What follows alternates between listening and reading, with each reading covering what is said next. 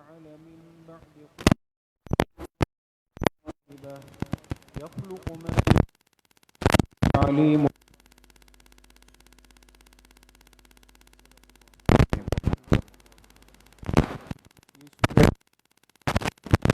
آپ حضرات کے سامنے تلاوت کی گئی ہے. کل کے درس میں کہ اللہ پاک نے تسلی دی اپنے آخری پیغمبر جناب رسول اللہ صلی اللہ علیہ وسلم کو بھی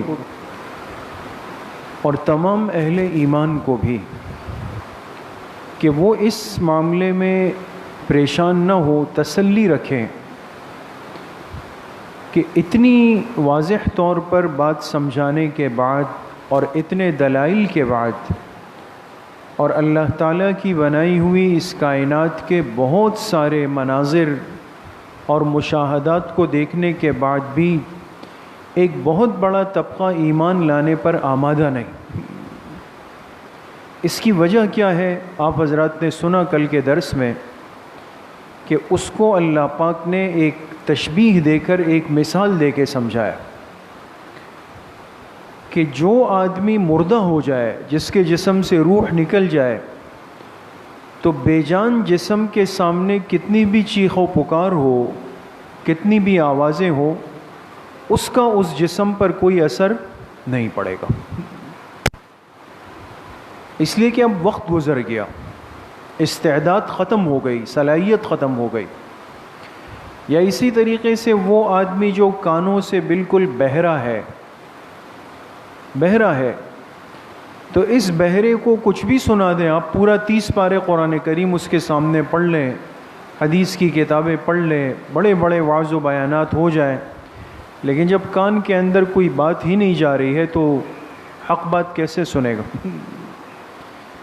اور تیسری مثال دی کہ ایک آدمی اگر آنکھوں سے نابینا ہے، اندھا ہے، اس اندھے اور نابینے کو اگر انسان بہت اشارے کرے، راستہ بتانے کی کوشش کرے، لیکن جب اس کی آنکھ ہی کارآمد نہیں تو کوئی فائدہ نہیں ہو سکتا ہے. یہ 3 مثالیں بطور تشبیہ دی اور اس سے یہ بات سمجھائی کہ جو بندہ اللہ کی نافرمانی کر کے اور حق اور ہدایت کی بات کو مستقل مسلسل جھٹلا کے اور اللہ کی بغاوت میں زندگی گزارتا ہے تو ایک وقت آتا ہے کہ اس کے اندر کی استعداد اور صلاحیت مٹ جاتی ہے، ختم ہو جاتی. جب وہ استعداد اور صلاحیت ختم تو اب کسی کے سمجھانے کا، وعظ و نصیحت کرنے کا کوئی اثر اس پہ نہیں ہو سکتا، وہ سب بیکار، لغو اور ضائع چلا گیا، بے مقصد چلا گیا. یہ گزشتہ درس میں یہ بات آپ حضرات کے سامنے آئی. آج کی جو آیت نمبر 54 ہے، اس میں اللہ پاک نے ایک اور شبہے کا، اشکال کا ازالہ فرمایا.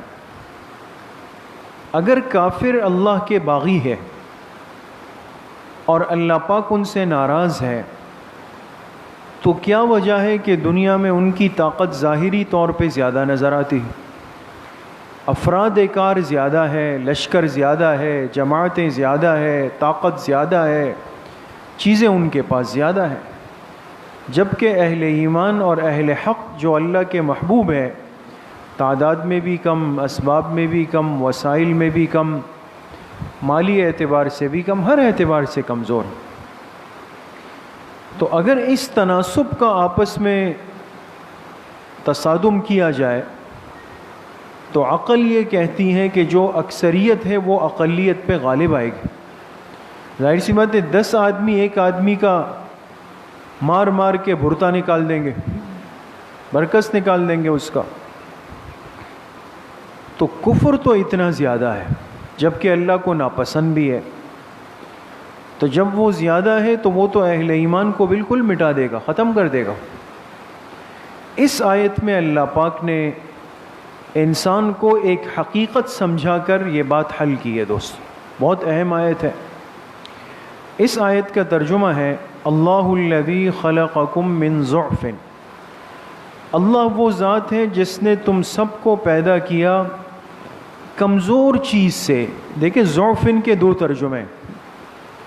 ایک ترجمہ ہے کہ اللہ نے تم سب کو پیدا کیا کمزور چیز سے. کیا مطلب؟ پانی کا ایک حقیر قطرہ ہے ناپاک، اس قطرے کی کیا حیثیت ہے، لیکن انسان اس سے بنتا ہے. دوسرا ترجمہ یہ کیا کہ اللہ پاک نے تم سب کو پیدا کیا کمزور حالت میں، یعنی بچپن میں جب بچہ پیدا ہوتا ہے تو وہ تو کمزور ہے، طاقت نہیں ہے. ثم جعل من بعد ضعف قوة، پھر اس کمزور حالت کے بعد اللہ پاک نے تمہیں طاقت دی، پھر جوانی کا دور آیا، اب اعضاء مضبوط ہو گئے، طاقتور ہو گئے، جسم کی رگوں میں خون دوڑ رہا ہے، ہر عضو اپنی بھرپور صلاحیتوں کے ساتھ ہے. ایسے موقع پہ انسان کو لگتا ہے کہ شاید یہ دنیا تو میری ہے، میں اس پہ اکڑ کے چل رہا ہوں. طاقت کا زمانہ آیا. ثم جعل من بعد قوة ضعفا وشیبہ، لیکن پھر اللہ نے اس طاقت کے زمانے کے بعد تم کو کمزوری اور بڑھاپا دے دیا. وہ جب بیچ کے 20-25 سال گزر گئے نا، اور پھر اعضاء کمزور ہونے لگے، بالوں میں سفیدی آ گئی، ہڈیاں کمزور ہو گئی، جوڑ کمزور ہو گئے، نہ اب آواز میں وہ طاقت ہے، نہ بولنے میں طاقت ہے، نہ ہاتھ میں طاقت ہے، نہ پیر میں طاقت ہے، سب چیزیں آہستہ آہستہ کمزور. تو انسان چلا کہاں سے؟ کمزوری سے. پہنچا کہاں پہ؟ کمزوری. اس کی ابتدا بھی کمزور ہے، اس کی انتہا بھی کمزور ہے، صرف اس کے بیچ کا کچھ سال کا عرصہ وہ طاقت کا ہے. یہ کس چیز پہ غرور اور تکبر کر رہا ہے کہ جب یہ اپنے ماضی کو دیکھے تو وہاں بھی اس کو اپنی حیثیت نظر آتی ہے، یہ اپنے مستقبل کو دیکھتا ہے تو وہاں بھی اس کو اپنی حقیقت نظر آ جاتی ہے. تو اس کو گھمنڈ نہیں کرنا ہے، تکبر نہیں کرنا. یخلق ما یشاء، وہ اللہ جو چاہے پیدا کر دے، جو چاہے پیدا کر دے. وہو العلیم القدیر، وہی ذات جاننے والی ہے اور حقیقی قدرت رکھنے والی. تو ایک تو آیت بالکل واضح ہے کہ ہر انسان کو اللہ پاک نے اس کی حقیقت سمجھا دی کہ اگر کوئی آج اپنی طاقت پہ، اپنے اسباب پہ، اپنے جسم پر گھمنڈ کرتا ہے، تکبر کرتا ہے، تو اس کو اپنے ماضی اور استقبال پہ ضرور نظر رکھنی چاہیے، اس لیے کہ یہ عرصہ زیادہ لمبا نہیں ہے بیچ کا، یہ عرصہ بہت ہی مختصر ہے. اس لیے ہمارے بزرگوں نے مشہور وہ عبرت کا جو واقعہ لکھا ہے نا، پہلے بھی بارہا عرض ہوا کہ ایک بادشاہ اپنی سواری پر بڑے لاؤ و لشکر کے ساتھ چل رہا تھا. کہ پہلے زمانوں کے بادشاہوں کا دستور تھا، اب آگے بھی سپاہی ہے، پیچھے بھی سپاہی ہے، اور ہٹو بچوں کی آوازیں لگ رہی ہے، اور ایک بڑی شان و شوکت کے ساتھ بادشاہ سلامت اپنی سواری پہ بیٹھ کے جا رہے ہیں. اور اس بیچ میں کیا ہوا کہ ایک فقیر درویش، پھٹے پرانے لباس والا انسان، وہ آگے بڑھا اور اس نے جا کر بادشاہ کی سواری کی لگام پکڑ لی. تو جب بادشاہ نے دیکھا کہ بھئی بڑے بڑے لوگ میرے قریب نہیں آ سکتے، میری سواری کے قریب نہیں آ سکتے، اس فقیر اور ادنا اور ایسے لباس میں پہنے ہوئے آدمی کو کیسے جرأت ہوئی کہ یہ مجھ تک پہنچا ہے؟ تو بادشاہ نے اس سے کہا کہ تجھے پتہ نہیں کہ میں کون ہوں؟ تم نے اتنی جرأت کی کہ میرے قریب آ گئے. اس نے کہا بالکل پتہ ہے، آپ سے بھی زیادہ پتہ ہے کہ آپ کون ہیں. آپ کو اتنا نہیں پتہ جتنا مجھے آپ کے بارے میں پتہ ہے کہ آپ کون ہیں. اس نے کہا کون ہوں؟ کہا اولک نطفۃ، اولک نطفۃ واوسطک قذرۃ وآخرک جیفۃ. پر میں آپ کی ابتدا پانی کا ایک ناپاک قطرہ ہے، آپ کی زندگی وہ گندگی ہے، اس لیے کہ سارا پیٹ گندگی سے بھرا ہوا ہے. وآخرک جیفۃ، اور آپ کا اختتام اور انتہا کیا ہے؟ ایک مردہ جسم ہے جس کو مٹی کھا لے گی، ختم ہو جائے گا. تو اس لیے میرے عزیزوں، دوستوں، بزرگوں، انسان اپنی زندگی پر نظر رکھے. بعض دفعہ دنیا اور دنیا کے اسباب انسان کو قابو سے باہر کر دیتے ہیں، کنٹرول سے نکال لیتے ہیں۔ تو انسان اپنے ماضی کو بھی یاد رکھیں اور اپنے مستقبل کو بھی یاد رکھیں۔ اسی لیے علماء نے نکتہ لکھا کہ دیکھیں اللہ پاک نے غسل فرض کیا۔ آپ سب سمجھدار احباب بیٹھے ہوئے، غسل کب فرض کیا اللہ پاک نے انسان پہ؟ کہ جب انسان کے جسم سے وہ شرمگاہ سے وہ ناپاک پانی نکل جائے، تو وضو سے کام نہیں چلے گا، ابھی صرف جسم پر پانی ڈالنے سے بھی کام نہیں چلے گا، بلکہ شرط یہ ہے کہ کلی بھی کرے گا مبالغے سے، ناک میں پانی ڈالے گا، استنشاق کرے گا تو بھی مبالغے سے کہ نرم ہڈی تک پانی پہنچ جائے۔ اس کے بعد پورے جسم کو ایسا دھوئے گا کہ بال برابر جگہ بھی سوکھی نہ رہ جائے۔ یعنی انسان کو اللہ پاک احساس دلاتے ہیں کہ انسان تم اپنی حقیقت سمجھ لو کہ ایسی گندی چیز اور ناپاک قطرے سے پیدا ہوئے ہو کہ تمہارے جسم سے نکلا، لیکن جب تک غسل نہیں کر لو قرآن کو ہاتھ نہیں لگا سکتے، مسجد نہیں آ سکتے، نماز نہیں پڑھ سکتے، تلاوت نہیں کر سکتے، کچھ بھی نہیں کر سکتے، یہ سب چیزیں بند ہو۔ تو حقیقت میں انسان بہت کمزور ہے، بہت زیادہ عاجز ہے دوستو، ایک بات۔ دوسری اب اصل بات جو آپ سے عرض کی کہ جب کفر کی تعداد زیادہ ہے، وسائل، طاقت، اسباب سب کچھ زیادہ ہے، تو یہ تو ہم پہ غالب آ جائیں گے۔ آج مسلمان کتنا ایک خوف میں ہوتا ہے جب جس کا ایمان کمزور ہے۔ اب ہم جیسے کمزور ایمان والے ہر وقت ایک خوف کے ساتھ رہتے ہیں کہ پتہ نہیں کافر نے یہ چیز بنا لی، یہ ایجاد کر لی، یہ ترقی کر لی، یہ ٹیکنالوجی اس کے پاس آ گئی، سب کچھ ہو گیا۔ تو عقل کی آنکھ کہتی ہے کہ یہ مسلمان اور اسلام اور ایمان تو کسی بھی وقت مٹ جائے گا، یہ تو بہت کمزور ہے۔ اللہ پاک نے یہ آیت اتار کر یہ بات سمجھا دی کہ بتاؤ جب تم پیدا ہو رہے تھے تو کمزور چیز سے بنے نا، ہے نا، حقیر چیز تھی، لیکن اس کمزور جسم سے طاقت تک تمہیں لانے والی ذات کس کی ہے؟ اللہ پاک کی۔ اور پھر اس طاقت سے دوبارہ بڑھاپے اور کمزوری تک کی طرف لے جانے والی ذات کس کی ہے؟ اللہ کی۔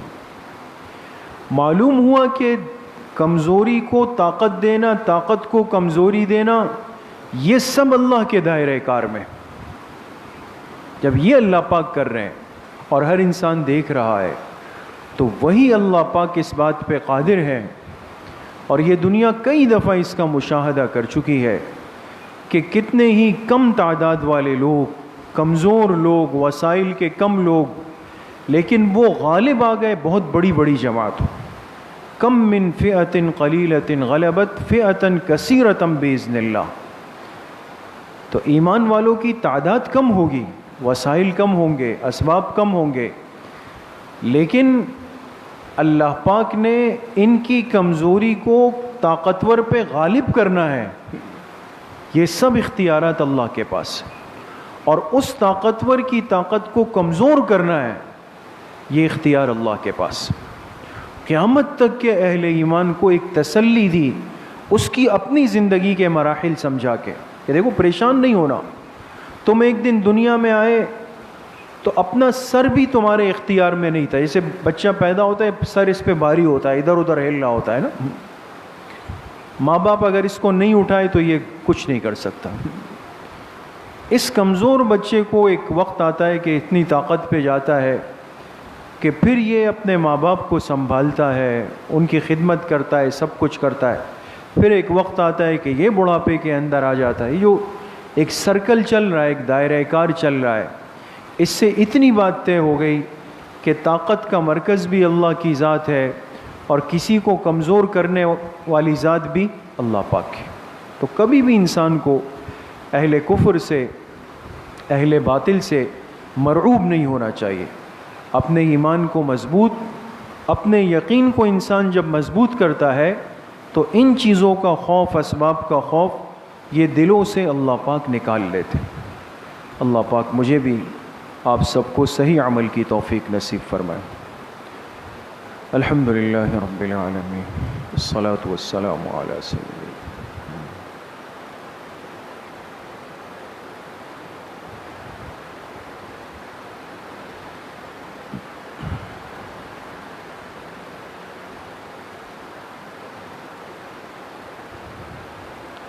وصلی اللہ وسلم علی نبینا محمد وآلہ واصحابہ اجمعین برحمتک۔